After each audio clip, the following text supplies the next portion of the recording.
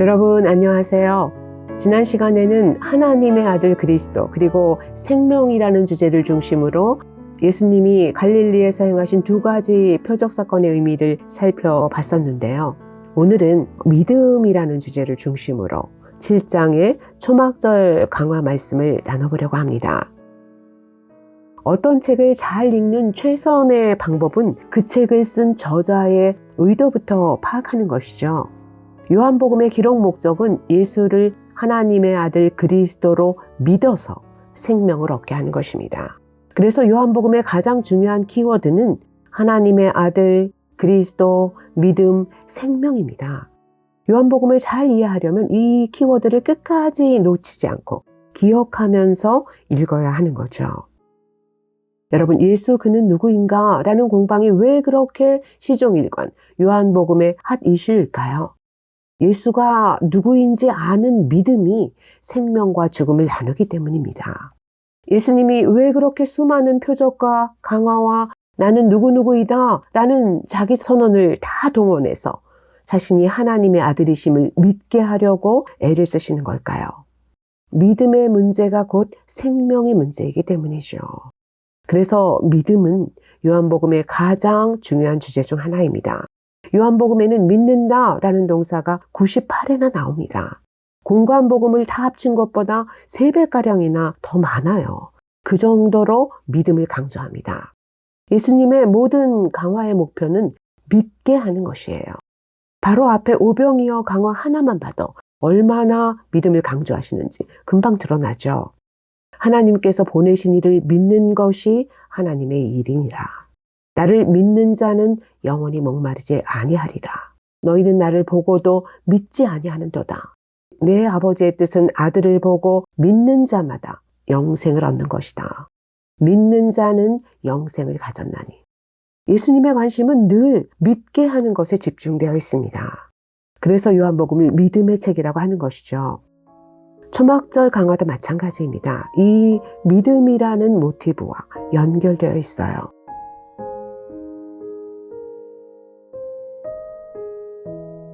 오병이어 표적 사건 이후 예수님은 갈릴리를 떠나 예루살렘에 올라가십니다. 초막절 행사에 참여하시려고 하는 거죠. 이때부터 20장까지 예수님의 무대는 다 예루살렘이에요. 그런데 지금 예루살렘 분위기는 어떤가? 살기등등합니다. 1절 보세요. 예수께서 갈릴리에서 다니시고 유대에서 다니려 아니하심은 유대인들이 죽이려 함이니라. 이 명절의 최대 이슈는 과연 예수를 체포할 수 있을까? 이겁니다. 그래서 유대인들이 예수 받느냐? 그러면서 찾으러 다니고 있지 않습니까? 왜 그렇게 죽이려 하나요? 예수님이 안식일에 38년 된 병자를 고치신 5장의 사건 때문이죠. 그들이 예수님께 씌운 죄목은 두 가지입니다. 첫째는 안식일을 범했다는 것이고, 둘째는 감히 하나님을 자기 친아버지로 칭했다는 것이죠. 예수님이 그러셨잖아요. 내 아버지께서 이제까지 일하시니 나도 일한다. 안식일을 범한 죄에 신성모독을 추가해서 죽이자로 결정한 것이죠. 그래서 갈릴리로 피하셨던 건데 예수님의 형제들이 지금 뭐라고 하나요? 여기를 떠나 유대로 가셔서 자신을 세상에 나타내소서 그러지 않습니까? 갈릴리 시골 구석에서 아무리 표적을 행해봐야 무슨 소용이 있습니까? 그런 일을 도시로 가서 한번 해보십시오. 곧 초막절이고 엄청난 인파가 예루살렘에 모일 텐데 절호의 찬스 아닙니까? 이 기회를 잘 활용하면 단박에 예루살렘에서 예수 센세이션이 일어나고 일약 인기 스타가 되지 않겠습니까? 이런 뜻이죠. 예수님은 이렇게 말씀하세요. 내 때는 아직 이르지 아니하였거니와 너희 때는 늘 준비되어 있느니라. 이게 무슨 의미일까요? 너희 때, 즉 인간이 자기를 드러내고 자기 영광을 위해 일하는 때는 항상 너희 앞에 준비되어 있다. 너희는 늘 세상의 관심과 인정과 환호를 받는 일에 사로잡혀 있지 않느냐. 그러나 나의 때는 세상의 영광을 받는 때가 아니라 세상이 나를 죽이려고 달려드는 때다. 하나님이 십자가에 올라가라고 정해주신 때, 그래서 내가 누구인지가 드러나고 하나님이 영광을 받으시는 그 때가 나의 때다. 그때가 아직 차지 않았다. 그런 말씀이죠. 그래서 형제들이 먼저 올라간 후 은밀히 올라가시는 것입니다. 즉 예수님은 유대인들의 손에 죽지만 유대인들이 죽이는 게 아니에요. 아버지가 정하신 때에 스스로 죽으시는 겁니다. 그래서 예수님이 그러시잖아요. 내 목숨을 빼앗는 자가 있는 것이 아니라 내가 스스로 목숨을 버리는 것이다. 유대인들, 바리새인과 서기관, 당국자들이 아무리 예수를 죽이려고 힘을 써도 그들은 그때가 이르기 전에 예수께 손을 대지 못합니다. 7장 30절, 8장 20절 보세요. 그의 때가 이르지 않았으므로 손을 대는 자가 없더라. 그렇지 않습니까? 이 단락에 나오는 두 그룹의 사람들을 잘 묵상해 보셨으면 좋겠는데요. 유대인들은 제도화된 기성 종교를 대표하는 지도자 그룹입니다. 종교적 열심과 율법에 대한 확신 때문에 자기들이 믿고 있는 그 하나님의 아들을 못 믿는 사람들이죠. 예수님의 형제들은 예수님 곁에 가까이 있는 사람들이지만 자기 형제가 그리스도라는 것을 믿지 못하고 있습니다. 그들이 예수께 기대하는 것은 그분의 인기에 영합하는 것이에요. 여러분, 우리가 신앙이라고 믿고 있는 그 믿음은 유대인들이 스스로 확신하는 것처럼 항상 옳고 맞는 걸까요? 제도화된 기성 종교의 틀에 갇혀서 내 지혜와 상식과 경험을 벗어나는 진리를 우리도 못 깨닫고 있는 건 아닐까요? 우리 안에도 예수님의 이름을 걸고 내 영광을 추구하려는 은밀한 욕구가 숨어 있는 건 아닐까요? 우리의 때는 과연 하나님의 영광이라는 진정한 목표를 바라보고 있는 때일까요?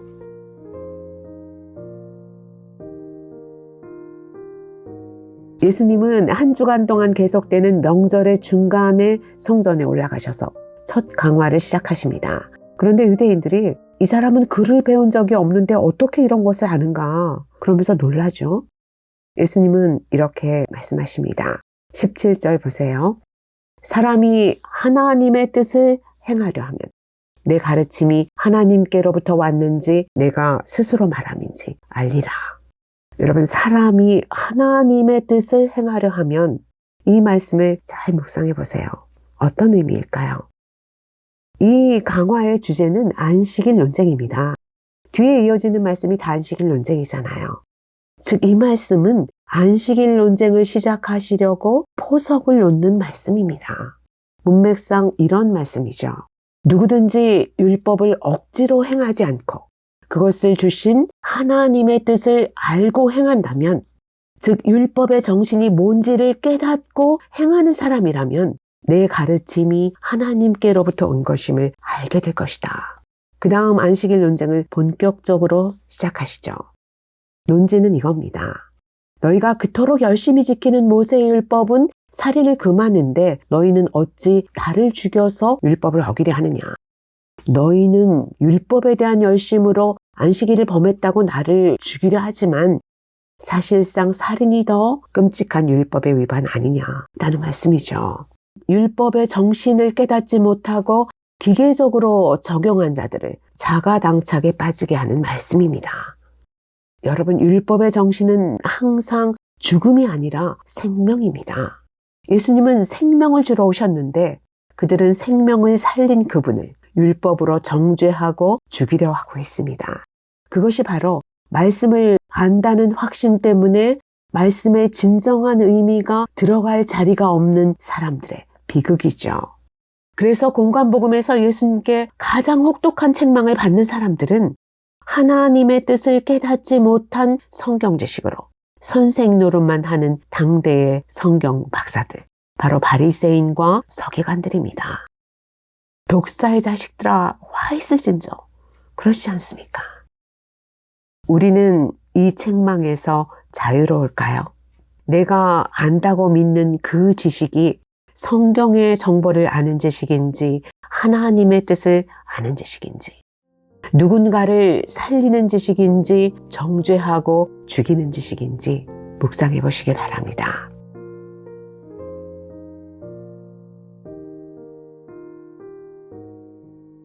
(25절부터 36절은 이 첫 강화를 들은 세 부류의 사람들의 반응입니다. 예루살렘의 군중들은 이런 반응을 보이죠. 이 사람이 바로 당국자들이 죽이려고 하던 그 사람 아니냐. 그 사람이 나타나서 이런 말을 하는데 왜 안 잡아가나? 당국자들도 이 사람을 그리스도로 인정하는 건가? 이 사람들이 예수를 그리스도로 믿지 않는 이유는 하나입니다. 우리는 이 사람이 어디서 왔는지 아노라. 신비에 가려진 존재가 아니라는 것이죠. 이 사람의 부모 형제가 누군지 우리가 다 아는데 어떻게 이름, 주소, 직업이 뻔히 다 알려져 있는 사람이 메시아가 될 수 있냐는 거예요. 모병이어 때도 마찬가지 아닙니까? 이 사람은 요셉의 아들 예수가 아니냐? 우리가 그 부모를 아는데 어찌 하늘에서 내려왔다느냐? 그러잖아요. 여러분, 인간이 하나님을 더 친숙하게 알게 하려고 눈으로 보고 귀로 들을 수 있는 하나님이 되시기 위해서 예수님이 신비의 베일을 벗으시고 사람이 되셔서 역사의 시공간 안으로 들어오셨습니다. 그런데 인간이 그런 하나님을 하나님으로 믿지 못하겠다는 거예요. 우리와 같은 모습이 되신 하나님은 하나님이 아니라는 것입니다. 슬픈 일이지만 이런 현상은 지금도 일어나고 있습니다. 여러분, 예수님은 우리와 같은 지정의로 생각하시고 느끼시고 사랑하시고 소통하시기 위해서 우리에게 친숙한 인격을 가지신 존재로 우리 옆에 와 계십니다. 그런데 우리는 왜 그분과 친밀한 인격적 교제를 나누는 일에 익숙해지지 않을까요? 그분과 깊은 대화를 나누며 소통하는 일이 왜 잘 안 될까요? 옆에 계신 하나님보다 높이 계신 하나님이 더 하나님 같은 만성적인 이상한 불신이 우리에게도 있는 겁니다. 두 번째 부류의 사람들은 어떤 반응을 보이나? 31절 보세요. 무리 중 많은 사람이 예수를 믿고 말하되 그리스도께서 오실지라도 그 행하실 표적이 이 사람이 행한 것보다 더 많으랴. 진짜 그리스도가 오신다 한들 이 사람보다 더 많은 표적을 행하겠느냐, 이런 말이죠. 드디어 예수를 믿는 사람들이 나타났는데 그 믿음이 어떤 믿음이었나? 예수를 그리스도로 믿는 믿음이 아니라 표적을 믿는 믿음이었다는 겁니다. 빵 때문에 환호하고 열광했다가 기대를 만족시킬 만한 더 이상의 표적이 없으면 곧 떠날 준비가 되어 있는 오병이어의 군중들과 같은 믿음이죠. 세 번째 부류의 사람들은 대제사장과 바리새인들입니다. 이 두 그룹은 원래 서로 반목하는 적대 관계죠. 그런데 예수를 죽이려는 공동 목표를 위해서 적대적 공생 관계로 서로 손을 잡은 겁니다. 드디어 이들이 예수를 체포하려고 성전 경비병들을 보냅니다. 예수님은 그들에게 이렇게 말씀하세요. 33절, 34절 보세요. 내가 너희와 함께 조금 더 있다가 나를 보내신 이에게로 돌아가겠노라. 너희가 나를 찾아도 만나지 못할 것이요. 나 있는 곳에 오지도 못하리라. 나를 만날 만한 때, 내가 너희와 가까이 있는 때는 아직 조금 더 열려있다. 주의 은혜의 때를 영영 놓치기 전에 내 말을 듣고 내가 하나님의 아들 그리스도인 줄 믿어라. 이런 말씀이죠. 그런데 이 말씀을 듣고 어떤 반응을 보이나요? 어디로 가기에 다시 못 만난다고 하는 거지? 헬라인들에게 선교하러 가나? 8장 22절에서는 자결하려는 건가? 그러지 않습니까?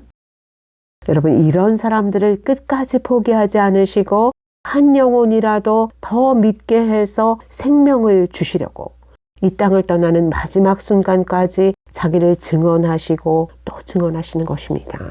그 끝까지의 사랑 때문에 우리에게 오늘 믿음이 있고 생명이 있는 것이죠.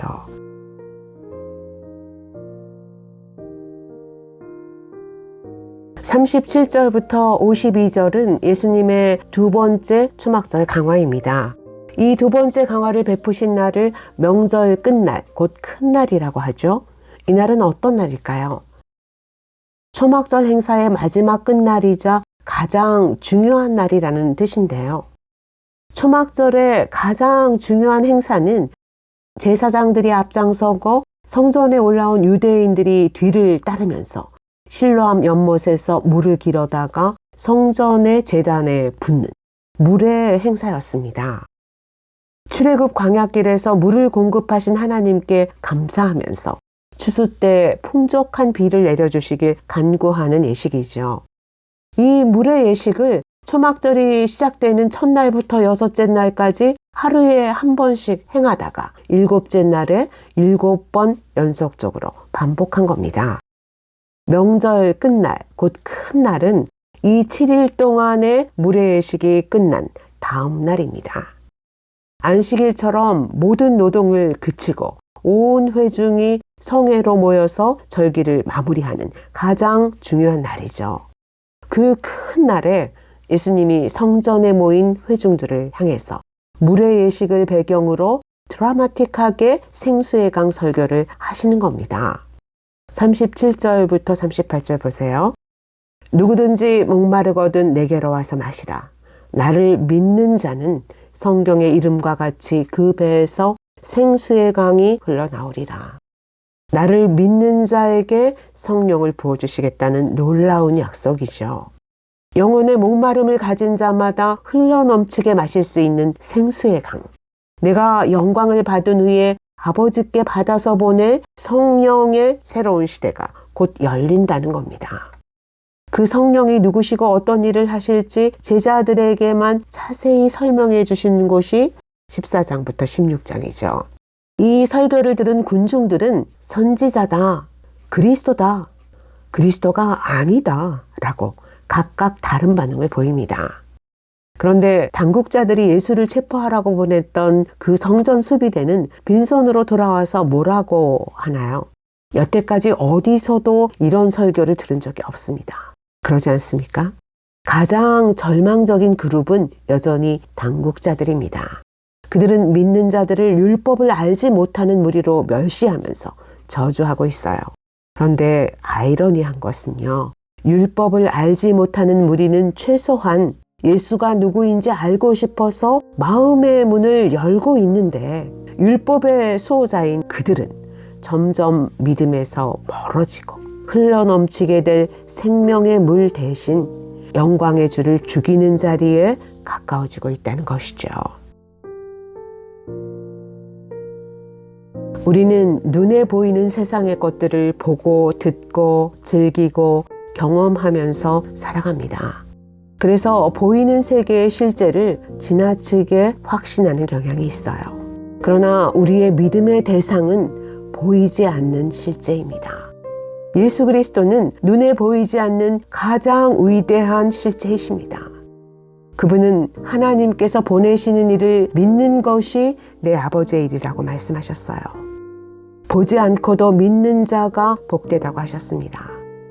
믿음은 가까이 와 계신 그분을 알아보고 느끼고 그 음성을 듣는 것입니다. 보이지 않는 그분의 실제를 주시하고 그분을 추구하는 것이 영혼의 습관이 되는 것이에요. 그 믿음이 우리 인생을 바꾸고 우리의 세상을 바꿀 줄 믿습니다. 주님, 눈에 보이는 세상에 사로잡혀 있는 우리를 용서해 주시옵소서. 옆에 와 계신 주님을 알아보지 못하고 말씀하시는 음성을 듣지 못하는 우리를 용서해 주시옵소서. 우리의 믿음 없는 것을 용서해 주시옵소서. 눈에 보이는 세상을 바라보며 낙심한 것을 용서해 주시옵소서. 주님, 우리가 육신의 눈이 아니라 믿음의 눈으로 예수를 바라보고 세상을 바라보게 주시옵소서. 믿음의 주여 온전케 하시는 이인 주님이 우리 인생을 바꾸고 한국교회를 바꾸고 대한민국을 바꿀 것이라는 믿음을 우리에게 주시옵소서. 우리의 믿음의 기도를 듣고 이 땅의 혼돈이 질서가 되고 흑암이 빛이 되는 것을 우리가 보게 해 주시옵소서. 예수 그리스도의 이름으로 기도합니다. 아멘.